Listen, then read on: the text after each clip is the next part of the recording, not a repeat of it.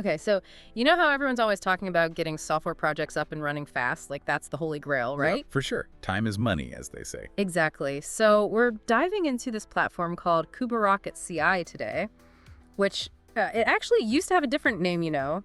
They called it EPM Delivery Platform before, but now it's KubeRocketCI. KubeRocketCI. Got it.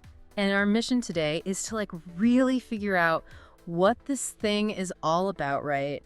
What problems does it solve for developers? Why should anyone even care? And we're going straight to the source for this. Everything we're talking about comes from the KubeRocketCI website itself. Straight from the horse's mouth. Yep, no hearsay here. And one of the first things that jumped out at me is this idea that KubeRocketCI can take you from zero to, actively developing software in just hours. Wait, for like the initial setup to actually writing code in hours. That's what they claim. And if you think about it, a lot of projects get bogged down for weeks or even months just in the setup phase, right? Oh, yeah, totally. Get all the tools in place, configuring everything. It's a huge time sink. So if KubeRocketCI can really deliver on this promise, well, that's a game changer, isn't it? No kidding. So let's break it down. What exactly is KubeRocketCI? Well, at its core, it's this open source cloud agnostic platform. They describe it as both SaaS and PaaS, which is kind of interesting. So it's like a hybrid approach then. Seems like it. And it's all under the Apache License 2.0. But what really stood out to me is the emphasis on pre-built CI/CD patterns. Ah, so they're giving you like blueprints for your development pipeline. That makes sense. Exactly. They want to give you these ready-made tools and processes for all those crucial but often tedious tasks. Like code reviews, releases, version control, branching strategies, all that stuff. Yeah, all the things that can slow you down when you're starting a new project. And it's not just about getting those basic workflows in place. They also bake in a whole bunch of automated checks and processes. Like what kind of stuff? Well, there's static code analysis to catch bugs early on, automated security checks to keep your applications safe, linters and validators for code quality and consistency, and even automatic provisioning of dynamic environments for testing. So it's not just a blank slate. It's like a pre-configured workshop with all the tools you need already laid out. That's a great analogy. And all of this runs on top of Kubernetes or OpenShift. Oh yeah, I was going to ask about that. Kubernetes is like the foundation, right? Exactly. And that means you can use KubeRocketCI whether you're working in a totally isolated on-premise setup or if you're all in on the cloud. They even have this nickname for it, the Rocket. The Rocket. Yeah. I like it. Gets the point across. So what else makes this thing tick? What are the core components? Well, they break it down into several key areas. Yeah. First off, you've got the managed infrastructure and the container orchestration, which is handled by Kubernetes or OpenShift, as we said. Then there's a big focus on security, covering things like authentication and authorization. The bread and butter. Yeah, Making sure the right people have access to the right things. right. And then they have single sign-on as well, which is a huge time saver. No more juggling a million different passwords for all the tools in the platform. Oh yeah, that's always a pain. Then they have a whole set of development and testing tools built in, which kind of goes without saying. But here's the really interesting part. They actually incorporate EPAM's own engineering processes and practices directly into the pipelines. They even use this expertise to provide analytics on your development process. So they're bringing EPAM's experience to the table. Exactly. It's like having some of their best practices built right in. That's a big selling point, I'd say. And they don't stop there. They have this thing they call polyglot microservices. Polyglot, like speaking multiple languages. Yeah, basically, it means they support pipelines for a ton of different programming languages and frameworks. So it's not just for like one type of project or one specific tech stack. Nope. They've got you covered whether you're working with Java, Python, C#, Go, JavaScript, you name it. And of course, they have all the tools for monitoring and observability as well, keeping an eye on how your applications are performing. Makes sense. Yeah. Okay, so we've talked about the general philosophy, but what about the specific tools they use? Do they mention any by name? Oh yeah, they list a whole bunch. So for starters, there's Tekton. Think of Tekton like the orchestrator for your pipelines. It makes sure all the different steps happen in the right order. The conductor of the orchestra. Exactly. And then there's Argo CD, which is a really powerful tool for GitOps. Ah, GitOps. I've heard a lot of buzz about that. It's basically about using Git as the single source of truth for both your application code and your infrastructure. So Argo CD keeps everything in sync. If there's any difference between what's in Git and what's actually running, it automatically makes the changes. So it's like this constant feedback loop, ensuring that your live environment always matches what's defined in your Git repository. You got it. Then there's Nexus Repository Manager for managing your software components, SonarQube for code quality analysis and finding potential bugs, Defect Dojo and Dependency Track for security vulnerability management. It's a pretty stacked lineup. Yeah, that sounds like they've got all the bases covered. And they use GitHub as the default Git repository, which makes sense. It's super popular. But they also offer GitLab as an option if that's what you prefer. Flexibility is always a plus. You said it. Now, remember how I mentioned polyglot microservices before?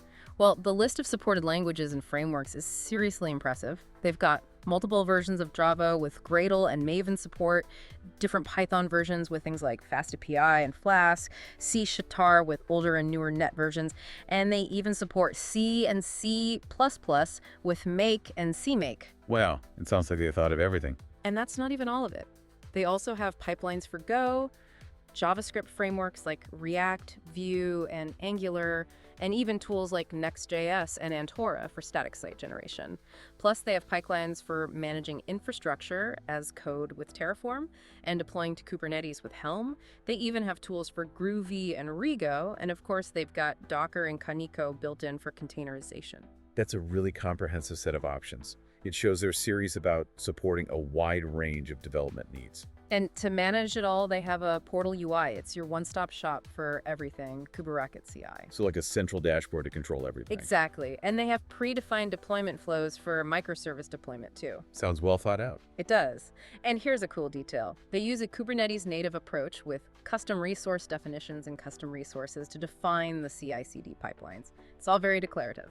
Nice. Very in line with modern Kubernetes practices. So we've covered what KubeRocketCI is and what it can do. But let's take a peek under the hood. What about the architecture and the overall philosophy behind it? Yeah, let's get into the nuts and bolts. They describe it as a comprehensive solution for the whole software delivery lifecycle, which is a pretty bold claim. Right. But they seem to have put a lot of thought into how it all works. They highlight a few key architectural pillars that I think are worth unpacking. Let's hear them.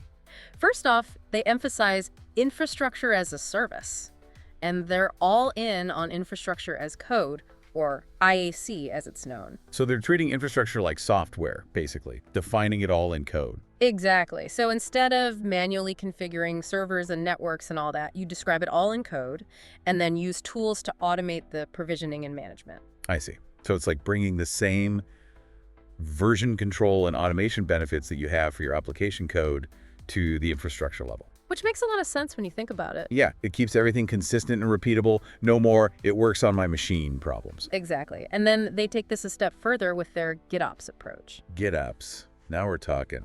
This is something I've been really interested in lately. It's pretty cool. They use Git as the source of truth for everything, not just your applications, but the KubeRocketCI platform itself. So all changes to both the application and the infrastructure go through the same Git workflow. Yep. Which means you get all those benefits of Git, automated deployments, transparent change history, better collaboration, and improved governance. It's like bringing the rigor of software development to your infrastructure management. Couldn't have said it better myself. So what other pillars did they mention? Well, of course, there's container orchestration and centralized services, which, as we've already discussed, is all about using Kubernetes or OpenShift to manage the containerized applications and keep everything running smoothly. Essential for a cloud-native platform like this. Definitely. And last but not least, there's security. Ah, security, never an afterthought. Right. And they seem to have covered all the bases: authentication, authorization, single sign-on, the whole 9 yards. Okay, makes sense. Okay. So beyond those core pillars, they also talk about some specific components that are integrated into the platform. You mean like the CI/CD tools we discussed earlier? Right.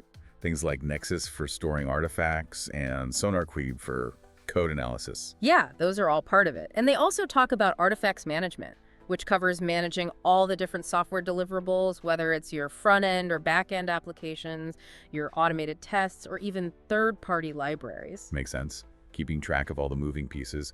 And then there are the development and production deployment flows, which I think is really key. Oh, yeah. That's all about ensuring consistency and quality throughout the development lifecycle, making sure that what you test is what you actually deploy to production. Yeah. I've seen way too many deployments go sideways because the testing environment didn't match production. No fun at all.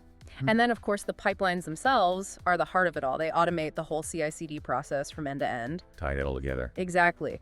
Now, one of the big questions people have when looking at a platform like this is how flexible it is.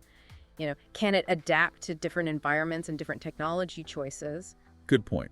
Nobody wants to be locked into a specific vendor or a particular way of doing things. So what does KubeRocketCI offer on that front?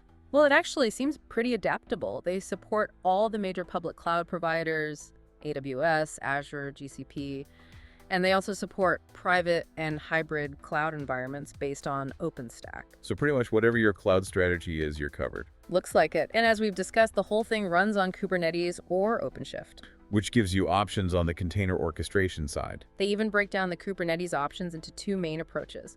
You can go with managed Kubernetes services from the public cloud providers. Which takes the burden of managing Kubernetes off your shoulders. Right. Or you can go with OpenShift, which is Red Hat's platform as a service built on top of Kubernetes. So OpenShift gives you a bit more of an enterprise-grade solution with added features and support. Exactly. And they explicitly say there's no limitation to running KubeRocketCI on vanilla Kubernetes if you prefer. So you've got flexibility there too. That's good to hear. Yeah, it seems like they've tried to make it as adaptable as possible. So let's bring it all back to our listeners.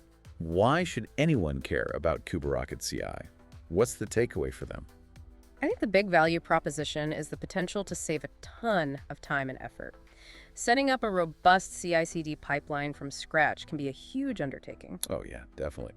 You're talking weeks or even months of work potentially. And KubeRocketCI basically gives you a pre-built system with all the tools and processes already in place, so you can skip all that setup and get straight to building your application. It lowers the barrier to entry for modern CI/CD practices. Teams can focus on delivering value instead of getting bogged down in infrastructure headaches. Which is huge when you think about it. It is. It's about empowering developers to do what they do best. Exactly. So to sum up, KubeRocketCI is an open source platform that aims to make CI/CD fast, easy, and accessible. And it's built on a solid foundation using Kubernetes or OpenShift with support for a wide range of languages and frameworks. It incorporates best practices from EPAM, leverages a GitOps approach, and offers a lot of flexibility in terms of your cloud and infrastructure choices. So our deep dive today has given you a good overview, but there's a lot more to explore. Absolutely. The KubeRocketCI website has tons of additional information, quick start guides, explanations of key concepts, details on the features, and even a breakdown of the whole technology stack. If you're interested in learning more, I highly recommend checking it out. It's a fascinating platform for sure. It is. And with that, we'll wrap things up. Thanks for joining us on the deep dive. Until next time.